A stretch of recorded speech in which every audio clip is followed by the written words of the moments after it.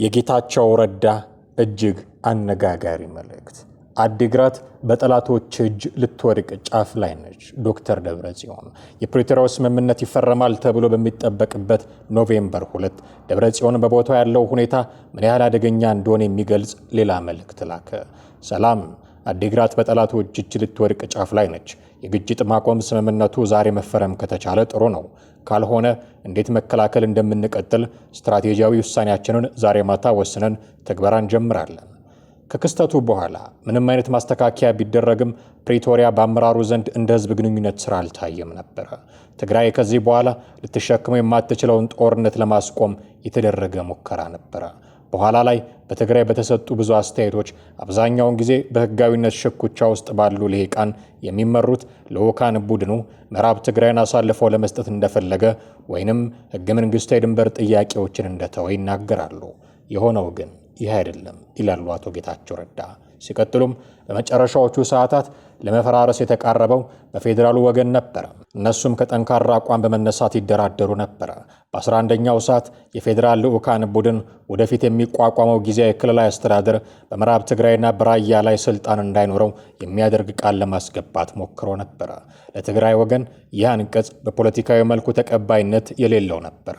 ትግራይን ወይ ጥያቄዋን እንድትተው ወይም ከድርድሩ እንድትወጣ የሚያስገድድ ነበር። ያ ቃል በስምምነቱ ውስጥ ቢቀጥል ኖሮ ንግግሩ የመክሸፍ ዕድሉ ሰፊ ነበር። ስምምነቱ የዳነው በአመቻቾች ጣልቃ ገብነት በቀድሞ የኬንያ ፕሬዝዳንት ኡሁሩ ኬንያታና በወሳኝነት በጠቅላይ ሚኒስትር አብይ አህመድ ነበር። አብይ ስምምነቱን ለማዳን ማገዛቸው ለአንዳንድ ትርክቶች የማይመች ሊሆን ይችላል። ነገር ግን እውነታው ይሄ ነው። አቶ ጌታቸው ረዳ የጻፉት።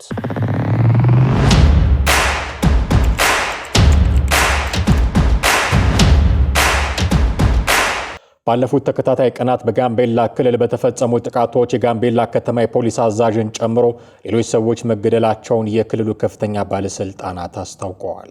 ካለፉት ሳምንታት ወዲህ በዋና ከተማዋ ጋምቤላና በክልሉ የተለያዩ አካባቢዎች ውስጥ በሚፈጸሙ ጥሰቶች የተነሳ አለመረጋጋቶች መፈጠራቸውን ቀጥለዋል። የክልሉ ባለስልጣናትም ሆኑ ነዋሪዎች ማንነታቸውን በውል ያልገለጿቸው ታጣቂዎች በፈጸሟቸው ጥቃቶች የጸጥታ አባላትና ሰላማዊ ሰዎች መገደላቸውን እንዲሁም የነዋሪዎች የዕለት ከዕለት መደበኛ እንቅስቃሴ መስተጓጎሉን ነዋሪዎች ይናገራሉ።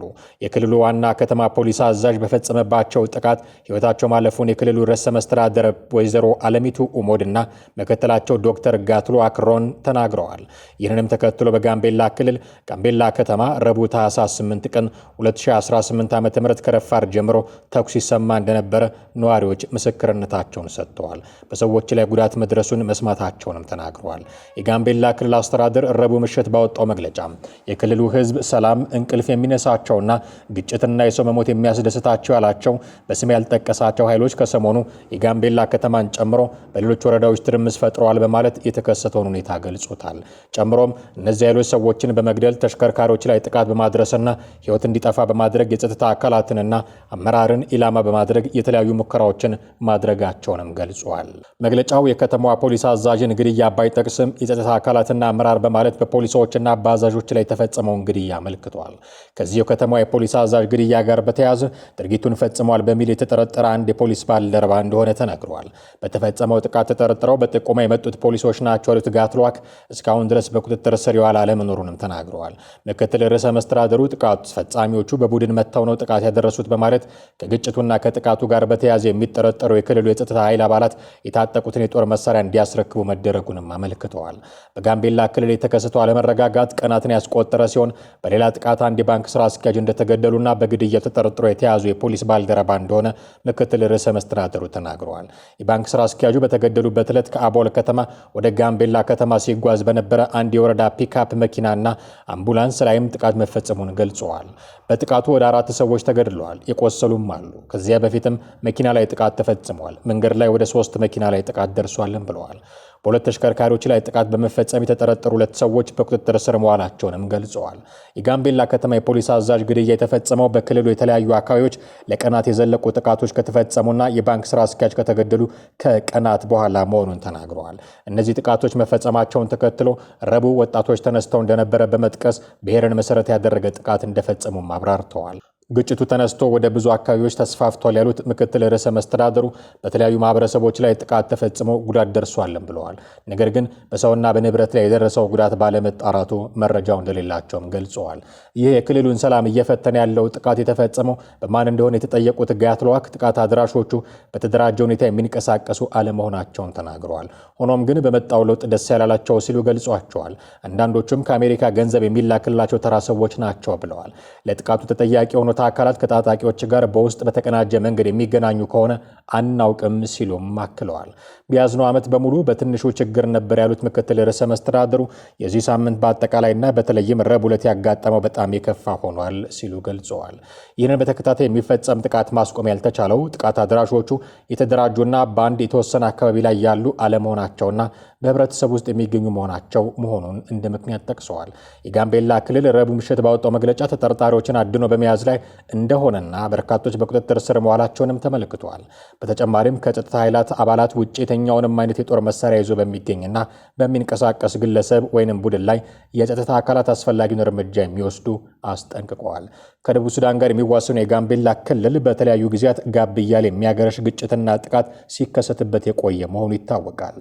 የአሁኑ አለመረጋጋት የጀመረው ከሳምንት በፊት አንስቶ ሲሆን ሰላማዊ ሰዎችን፣ የፖሊስ አባላትን እንዲሁም ተሽከርካሪዎችን ኢላማ ባደረጉ ጥቃቶች ጥቂት የማይባሉ ሰዎች ሕይወት መጥፋቱን እንዲሁም የአካል ጉዳት መድረሱን ባለስልጣናትና ነዋሪዎች ይናገራሉ።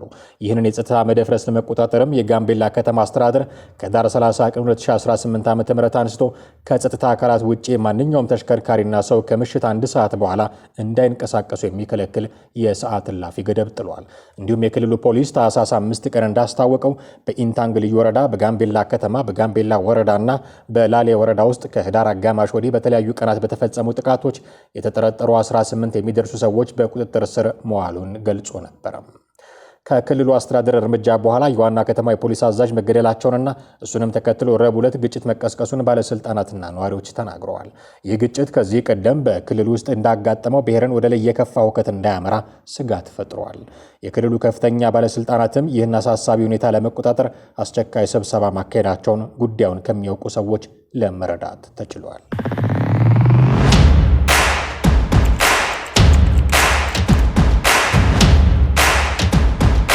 በቅርቡ እጅግ መነጋገሪያ ሆኖ የሰነበተው ማስረሻ ሰጤ በድጋሜ ተከስቷል።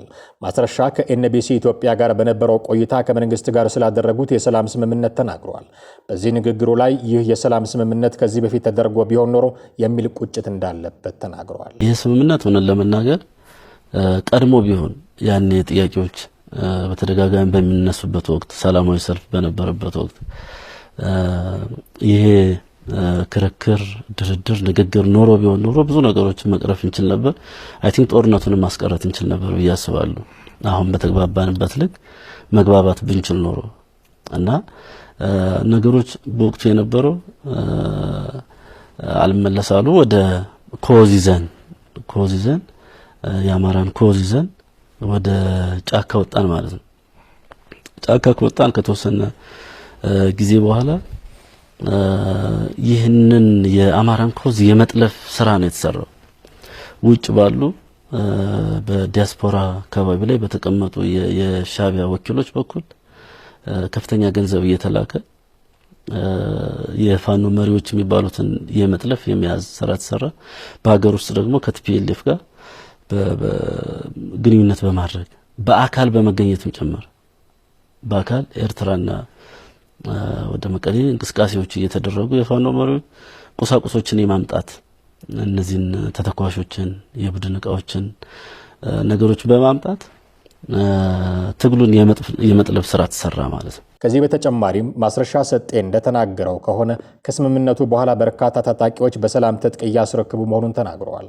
ከዚህ ጋር ተያይዞም ለታጣቂዎች መቋቋም የሚሆን ዳጎስ ያለ ገንዘብ እንደሚያስፈልጋቸውም ተናግረዋል። የዚህ የሰላም ስምምነቱን ከተፈራረምን በኋላ በጣም ብዙ ሰራዊታችን ወደ ካምፕ እየገባ ነው። በጣም ብዙ እየመጣ ነው። ሌላውም ይመጣል።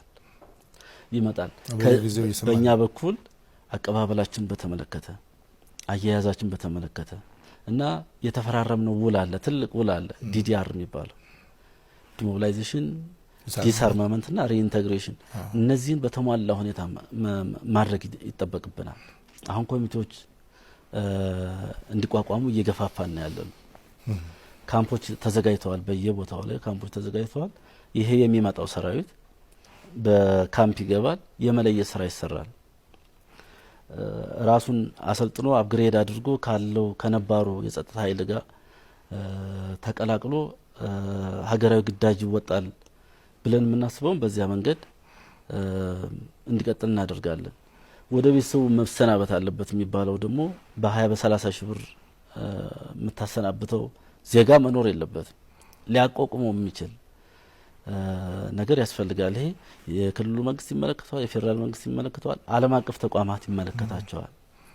ስለዚህ የዚህ የግብርና ሜካናይዜሽን ተጠቃሚ እንዲሆኑ የማድረግ የተለያዩ የመሬት አቅርቦት፣ ሌሎች ገንዘብም ደግሞ እየተደራጀ ራሱን ሊያቋቁምበት ቤተሰብ ሊመሰርትበት እና ራሱን ዜጋ ነው የትም ጥለው አይደለም።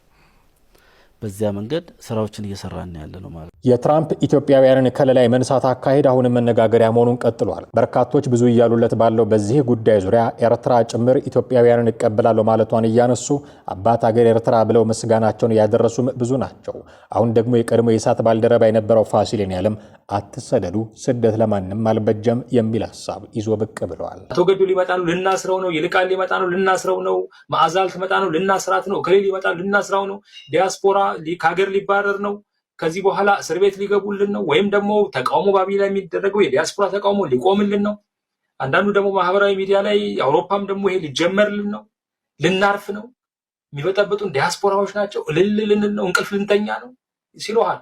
ይሄን የሚሉት እኮ ከራሳቸው አመጭተዋል። ከላይ የሚሰጣቸው አቅጣጫ ነው፣ የውሸት ፕሮፓጋንዳ አለማወቅ። ትንሽ ግን ቢያነቡ ቅድም ፒተር ህጉን ጠቅሳም ባሉ የወጡትን ሚዲያዎች ገረፍ ቢያደርጉ አይ መንግስታችን የሚሰጠን ውሸት ትክክል አይደለም፣ ይሄማ መንግስት እኛንም ያሳጣናል፣ ስለዚህ በዚህ መንገድ መሄድ የለብንም ብለው ቆም ብለው ያዩና ተውተው መንግስት አስተካክል ሊሉት ይችሉ ነበር። አያደርጉትም። ማንበብ አይችሉም፣ ወይም ደግሞ ከዛ ውጭ እንዲወጡ አይፈቀድላቸውም። በቃ ከዛ ከተሰጣቸው አቅጣጫ ከወጡ አደጋ ስለሚፈጠር ኖ ምንድነው ብለው መጠየቅ አይፈቀድላቸውም። ሰው መንጎድ ነው። ለዚህ ነው ይሄንን የምታየው።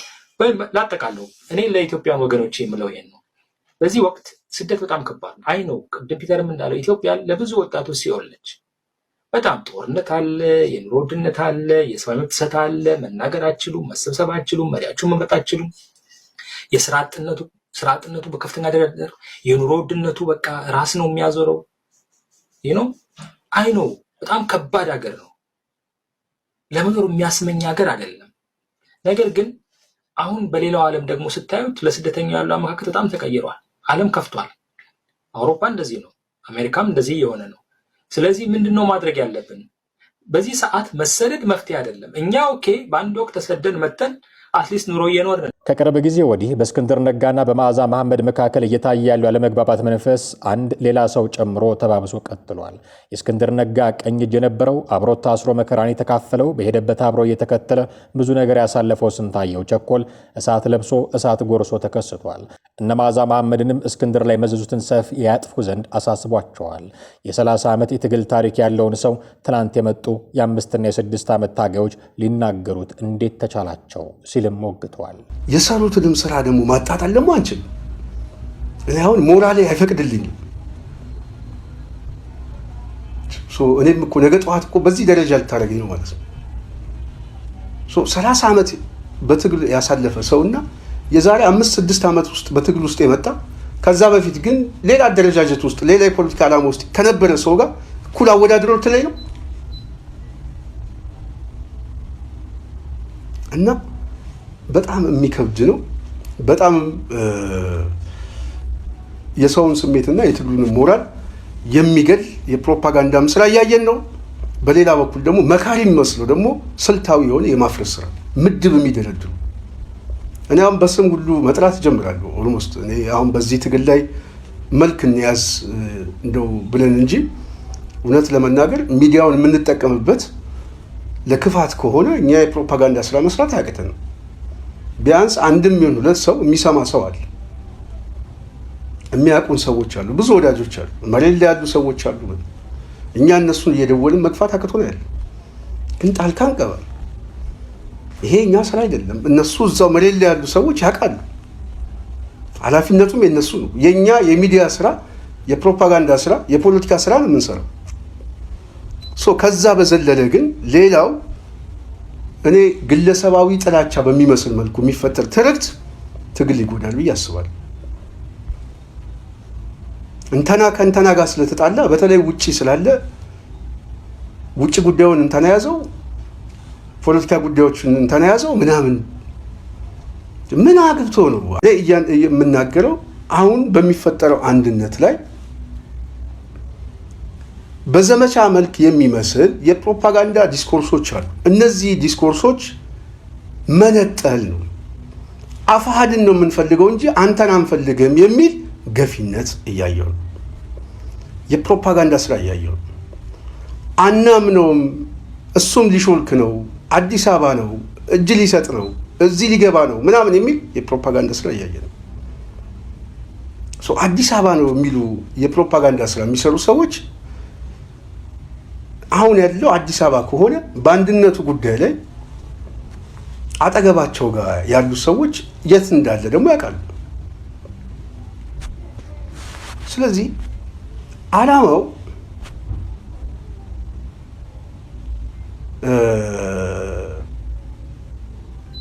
ስልታዊ የሆነ መግፋት ከሆነ ይሄ መግፋት ከምን የመጣ ነው? ከጥላቻ ነው? ከመርህ የመጣ ነው? ምንድን ነው የሚለው በጣም ሊሰመርበት ይገባል።